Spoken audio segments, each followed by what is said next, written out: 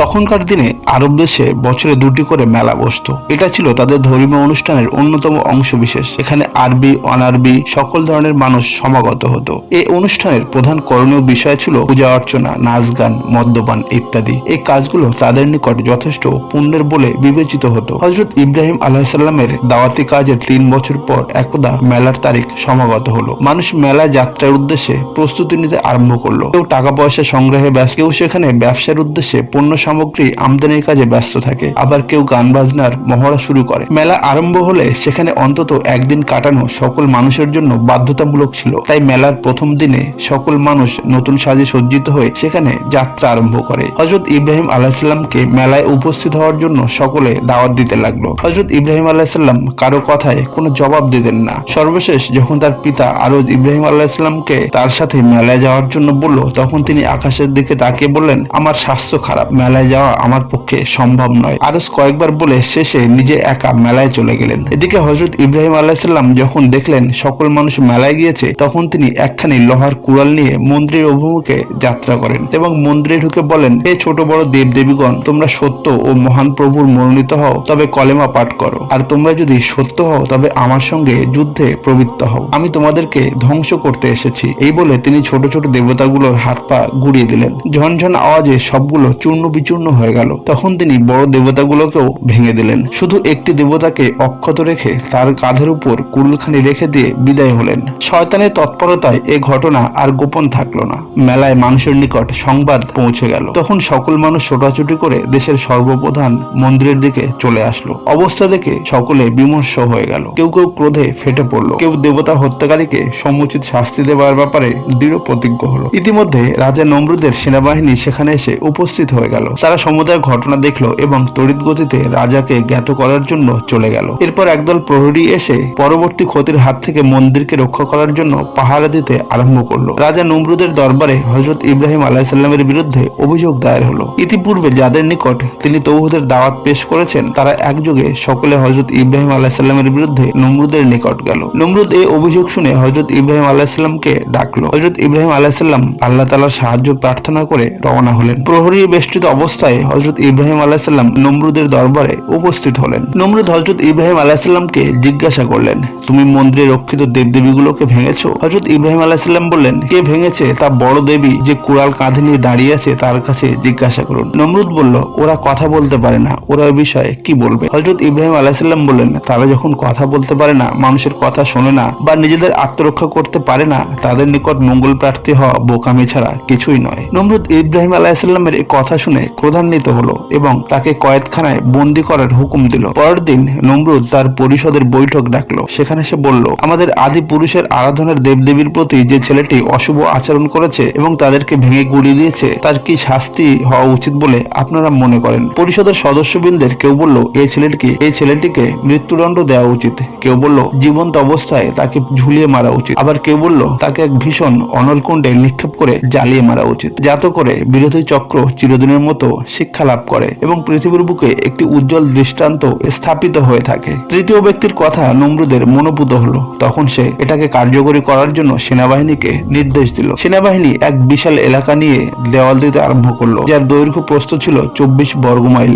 এবং দেওয়ালের উচ্চতা ছিল 100 গজ। তারা দিবারাত্র কাজ চালিয়ে যেতে লাগলো। মাসাধিক কালের মধ্যে অগ্নিকুণ্ডের নির্মাণ কাজ সমাধান হলো। অতঃপর নমরুদ দেশের সকল মানুষকে লাকড়ি সংগ্রহের জন্য আদেশ দিলেন। এতে প্রতিদিন হাজার হাজার মন লাকড়ি এসে সেখানে পৌঁছাতে আরম্ভ করলো। দেওয়ালের মাঝে চতুর্দিকে কাঠ উঁচু করে রাখা হলো, শুধু মাঝখানে অল্প জায়গা খালি রাখা হলো। অতঃপর একদিন শুভক্ষণ দেখে কাঠে অগ্নিসংযোগ করা হলো। একত্রে সমস্ত জায়গায় আগুন ধরিয়ে দেওয়া হলো। আগুনে বাতাস দিয়ে এমন ভয়াবহ করা হলো যাতে কোনো মানুষ দেওয়ালের 500 গজের মধ্যে যেতে না পারে। আগুনের লেলিহান শিখা এতটা উপরে উঠলো যাতে 6 মাইল উপরে উড়ন্ত পাখি জ্বলে পুড়ে ছাই হয়ে যেত। এই জ্বলন্ত অগ্নিকুণ্ডে হযরত ইব্রাহিম আলাইহিসসালামকে নিক্ষেপ করার উপায় সম্বন্ধে নানাজনে নানা মত দিল।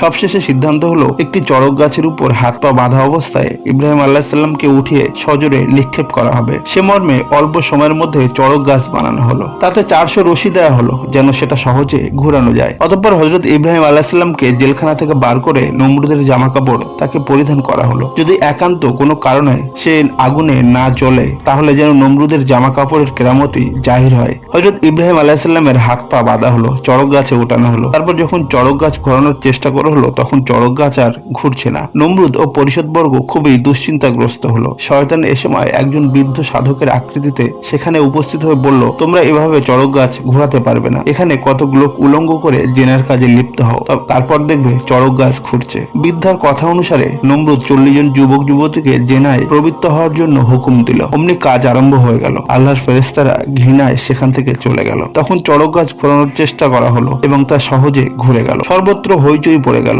বহু লোক এসে চড়ক গাছের রশি ধরলো এবং সজোরে টান দিল। এমনি চড়ক গাছ ঘুরতে আরম্ভ করলো। চড়ক ঘূর্ণয়মান অবস্থায় তখন তার দরজা খুলে দেয়া হলো। তখন হযরত ইব্রাহিম আলাইহিস সালাম ছিটকে গিয়ে অগ্নিকুণ্ডের মাঝে পতিত হলো। সঙ্গে সঙ্গে আল্লাহ তাআলা অগ্নিকে হুকুম দিলেন, হে অগ্নি, তুমি ইব্রাহিমের জন্য শান্তিদায়ক ঠান্ডা হয়ে যাও। সে মুহূর্তে অগ্নি তাপহীন ঠান্ডা হয়ে গেল। হযরত জিবরাইল আলাইহিস সালাম সেখানে উপস্থিত হয়ে তাকে বেহেশতি জামা পরিয়ে দিলেন। অত্যন্ত সাজসজ্জাপূর্ণ একখানি সিংহাসনে এনে সেখানে তাকে বসতে দিলেন। জগভর্তি দুধ ও শরবত এনে তাকে পান করালেন। হযরত ইব্রাহিম আলাইহিস সালাম তখন আল্লাহর তসবিহ পাঠরত ছিলেন। জিবরাইল আলাইহিস সালাম তাকে জিজ্ঞাসা করলেন তার কোনো কিছুর প্রয়োজন আছে কিনা। হযরত ইব্রাহিম আলাইহিস সালাম এর উত্তর দিলেন, তার কোনো কিছুর প্রয়োজন নেই। যা প্রয়োজন তা তার প্রভু তাকে দিবেন, এই বিশ্বাস তার আছে। তাফসিরে ইবনে কাসিরে উল্লেখ করা হয়েছে, যখন হযরত ইব্রাহিম আলাইহিস সালামকে আগুনে নিক্ষেপ করার জন্য বাধা হচ্ছিল তখন তিনি মহান আল্লাহর উদ্দেশ্যে বলেছিলেন, আপনি ব্যতীত কোনো ইলাহি নেই, আপনি পবিত্র, প্রশংসা কেবলমাত্র আপনারই জন্য, সার্বভৌমত্ব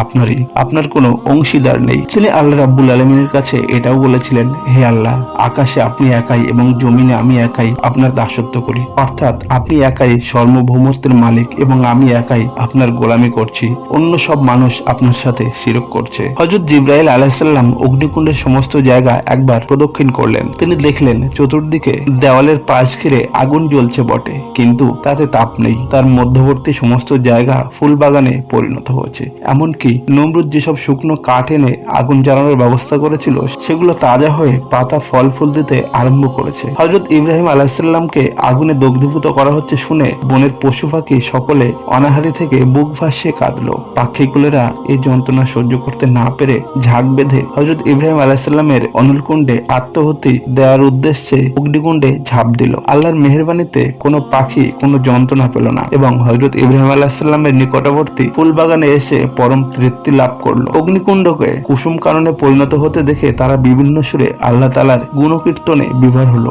আনন্দে অগ্নিকুণ্ডকে তারা জান্নাতের টুকরায় পরিণত করলো। নমরুদ হযরত ইব্রাহিম আলাইহিস সালামকে অগ্নিকুণ্ডে নিক্ষেপ করার পর 4 তলা ইমারতের ছাদে উঠে নিজ পরিষদ ও আত্মীয় স্বজনদের নিয়ে অগ্নিকুণ্ডের অবস্থা অবলোকন করছিল। নমরুদ যখন দেখলো ইব্রাহিম আলাইহিস সালাম এক উঁচু আসনে বসে মহা আরামে তসবিহ পাঠ করছে, তার চারদিকে পুষ্পকাননে সুসজ্জিত, সেখানে পক্ষীকুল গান গেয়ে নাচছে। হযরত ইব্রাহিম আলাইহিস সালামের চারপাশে আগুনের কোনো চিহ্ন নেই। এমনকি যেসব কাঠ সে জ্বালানি হিসেবে সেখানে নিক্ষেপ করেছিল সেগুলোতেও পাতা ফুল ফল গজে অপরূপ শোভাবর্ধন করেছে। তখন সে আর সহ্য করতে পারল না। ভাবলো এবারে তার খোদাই দাবি সহ সম্পূর্ণ রাজত্ব হুমকির মুখে পড়বে। তাই সে দিশেহারা হয়ে অগ্নিকুণ্ডের মাঝে পাথর নিক্ষেপ করার জন্য সঙ্গীদের হুকুম দিল। সঙ্গীরা রাজার হুকুম পেয়ে পাথর নিক্ষেপ করা আরম্ভ করলো। বৃষ্টির ন্যায় পাথর বর্ষণ আরম্ভ হল। আল্লাহর কুদরত অফুরন্ত। পাথরগুলো অগ্নিকুণ্ডের মাঝে গিয়ে মাটিতে পতিত না হয়ে ইব্রাহিম আলাইহিস সালামের মাথার উপর মেঘের ন্যায় ছায়া দান করতে আরম্ভ করলো। নমরুদের সাথে তার এক কন্যাও এসব দৃশ্য আগ্রহ ভরে দেখছিল। সে তার পিতাকে বলল, হে পিতা, তুমি নবী ইব্রাহিম আলাইহিস সালামের ধর্মের সত্যতা যাচাই করেছো? তুমি তাকে অনলে দগ্ধ করার উদ্দেশ্যে যে বিরাট প্রস্তুতি নিয়েছো তাতে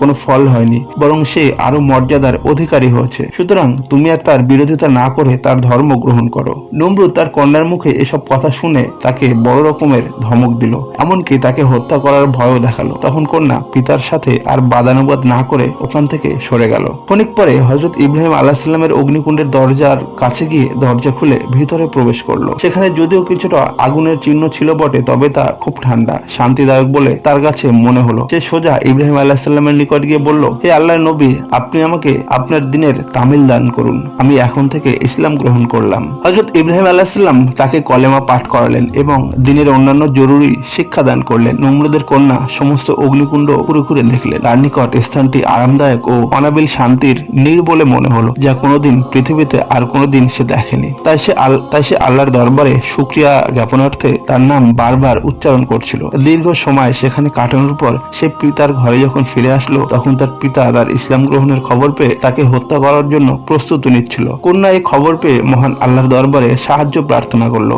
এমন সময় এক খণ্ড উজ্জ্বল মেঘ এসে কন্যাটিকে ছোঁ মেরে পিতার নিকট থেকে অদৃশ্য করে ফেললো। পরবর্তীকালে একদিন এই কন্যা পিতার উত্তরাধিকারিণী হিসেবে নমরুদের বিশাল রাজ্য অধিকার করেছিল। নমরুদের কন্যা অগ্নিকুণ্ডের মাঝে গিয়ে হযরত ইব্রাহিম আলাইহিসসালামের নিকট দ্বীনের তালিম গ্রহণ করেছে, এই খবরটি চারিদিকে ছড়িয়ে পড়লো। তখন দেশের বুদ্ধিজীবী, চিন্তাশীল ও বিদ্বান ব্যক্তিদের মধ্যে কতকে মিলে অগ্নিকুণ্ডের মাঝে গিয়ে ইব্রাহিম আলাইহিসসালামের নিকট দ্বীনের তালিম গ্রহণ করলো। প্রতিদিন এভাবে অগ্নিকুণ্ডের মাঝে লোক যাতায়াত আরম্ভ করলো। যারা একবার সেখানে যায় তারা একজন পাকা ইমানদার হয়ে সেখান থেকে বেরিয়ে আসে। দিন যত অতিবাহিত হতে থাকে লোকেদের যাতায়াত তত বৃদ্ধি পেতে থাকে। নমরুদ এই অবস্থা দেখে খুবই চিন্তাযুক্ত হয়ে পড়লো, কারণ ইব্রাহিম আলাইহিসসালামের অগ্নিকুণ্ডে যে হারে লোক যাতায়াতের সংখ্যা বৃদ্ধি পাচ্ছে তাতে অচিরেই স্থানটি দ্বিতীয় দরবারে পরিণত হবে। তাই সে ইব্রাহিম আলাইহিসসালামকে অগ্নিকুণ্ড থেকে বের করে দেশ ত্যাগের নির্দেশ দেবে বলে স্থির করলো। হামান নামক এক বিচক্ষণ ব্যক্তি ছিল নমরুদের প্রধান উজির। সেসব ব্যাপারটি ভালো করে লক্ষ্য করলো। তারপর সে নমরুদের নিকট এসে বলল,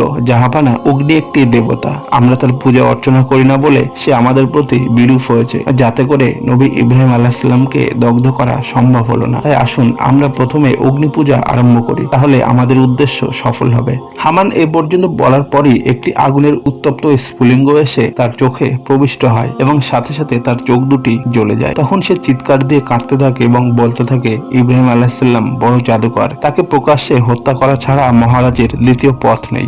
এখনই জল্লাদ পাঠিয়ে তাকে হত্যা করুন। নমরুদ হামানের কথাবার্তা শুনে বলল, এখন শুধু তোমার চক্ষু গিয়েছে, তোমার পরামর্শ গ্রহণ করলে আমার চক্ষু রক্ষা পাবে না। এই বলে সে সেখান থেকে চলে গেল এবং নিজ উদ্ভাবিত প্রোগ্রাম অনুসারে ইব্রাহিম আলাইহিসসালামকে নীরবে দেশ ত্যাগের ফন্দি আটতে লাগলো।